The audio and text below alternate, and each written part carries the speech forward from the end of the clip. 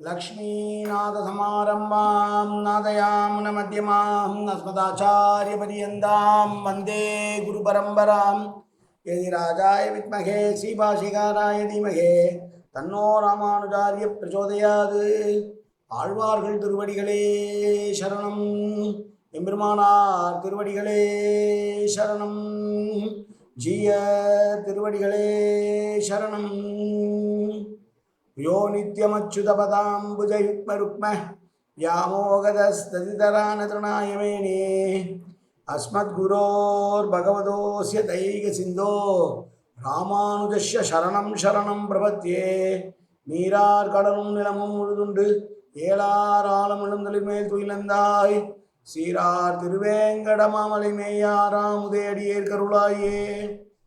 எல்லாம் வல்ல ஏழுமலையான் பெருங்கருணையால் 4000 திவ்ய பிரபந்த பாசுர பதிவேற்றங்களின் வரிசையில் இன்றைக்கு 2348வது நாள் பாசுர பதிவேற்றம். திருமங்கையாழ்வாருடைய பெரிய திருமொழியிலே 9ஆம் பத்திலே வரக்கூடிய 10ஆம் திருமொழியினுடைய 7வது பாசுரம். இன்றைக்கு 897வது பெரிய திருமொழி பாசுரம். திருக்கோட்டியூர் பாசுரத்திலே இது 7வது பாசுரம். முதலிலே தனியன் கலையாமி கலித்வம்சம் கவிம் லோக திவாகரம் இஷுகோபி பிரகாசாபி ஆபித்யம் நிகதம் தம வாழி பரகாலன் வாழி கலிகன்றி வாழி குறையூர் வாழ்வேந்தன் வாழியரோ மாயோனை வாழ்வழியால் மந்திரம் கொள் மங்கையர்கோன் தூயோன் சுரமான வேல் நெஞ்சுக்கு இருள் கடி தீபம் அடங்கா நெஞ்சுக்கு இருள் கடி தீபம் அடங்கா நெடும்பிறவி நஞ்சுக்கு நல்லமுதும் அஞ்சுக்கு இலக்கியம் ஆரண சாரம் நஞ்சுக்கு நல்ல அமுதம் தமிழ் நன்னூல் துறைகள் அஞ்சுக்கு இலக்கியம் ஆரண சாரம் பரதமே பஞ்சு கடல் பொறி பரகாலன் பண்பல்களே எங்கள் கதியே ராமானுசமுனியே சங்கை கெடுத்தாண்டு தவராசா பொங்கு புகழ் மங்கையர் கொண்டு இந்த மறையாயிரம் அனைத்தும் தங்குமணம் நீ எனக்கு தா மாலை தனி வழியே பறிக்க வேணும் என்று கோலி பதிவிருந்த ஒற்றவனே வேலை அணைந்தருளும் கையால் அடியேன் வினையை துணித்தருள வேணும் துணிந்து. 897வது பெரிய திருமொழி பாசுரம். கன்று கொண்டு விலங்கனி எரிந்து ஆனிரைக்கு அழிவு என்று மாமழை நின்று காத்து உகந்தான் நிலமாமகற்கினியான் குன்றின் முல்லையின் வாசமும் குளிர் மல்லிகை மனமும் அலைந்து இளந்தென்றல் வந்துளமும் திருக்கோட்டியூரானே. திருக்கோட்டியூர் எப்படி இருக்கிறது என்று கடைசி 2 வரிகளிலே சொல்கிறார். மலை மீது இருக்கக்கூடிய முல்லை மலருடைய வாசம் குளிர்ந்த மல்லிகை பூவினுடைய வாசம் இரண்டும் தென்றலால் அடித்து கொண்டு வரப்பட்டு இந்த ஊர் முழுவதும் வாசனையால் நிரம்பி இருக்கிறது. அப்படிப்பட்ட ஊர் இந்த திருக்கோட்டியூர். இந்த திருக்கோட்டியூரில் தான் கபித்தாசுரன் என்கிற அசுரனை வச்சாசுரன் என்கிற அசுரனை கொண்டு கொன்றான்.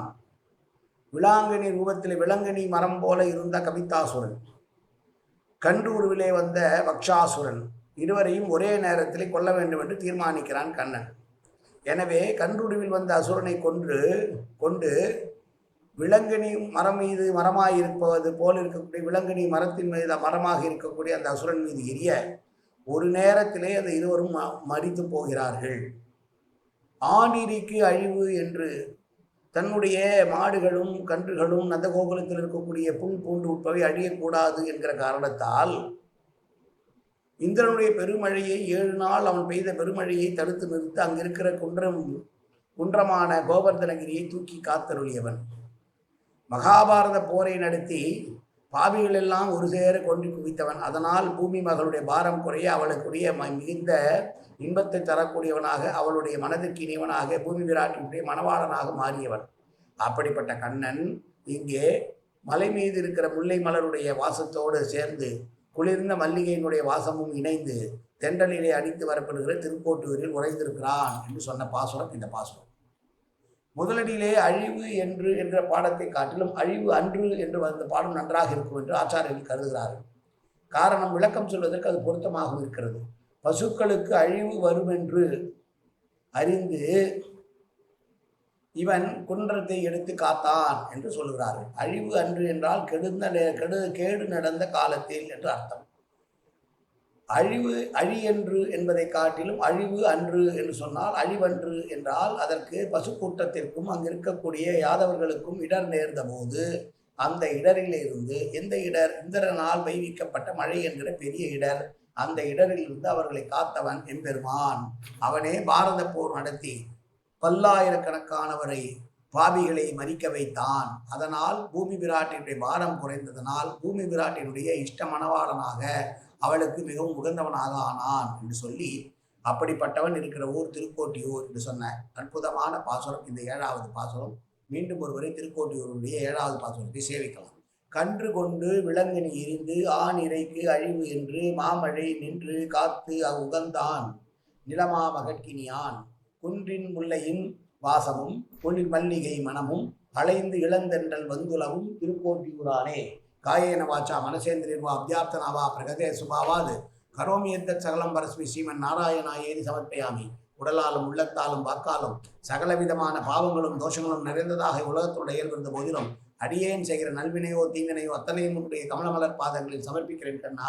காத்தருள்வாய் கண்ணா, ஏற்றுக்கொள்வாய் கண்ணா. எப்போதும் உன் திருநாமம் கண்ணா கண்ணா கண்ணா என்று நாள் வருவதற்கு அருள்வாய் கண்ணா. சர்வத்திர கோவிந்தநாம சங்கீர்த்தனம். கோவிந்தா கோவிந்தா கோவிந்தா கோவிந்தா கோவிந்தா கோவிந்தா கோவிந்தா கோவிந்தா கோவிந்தா.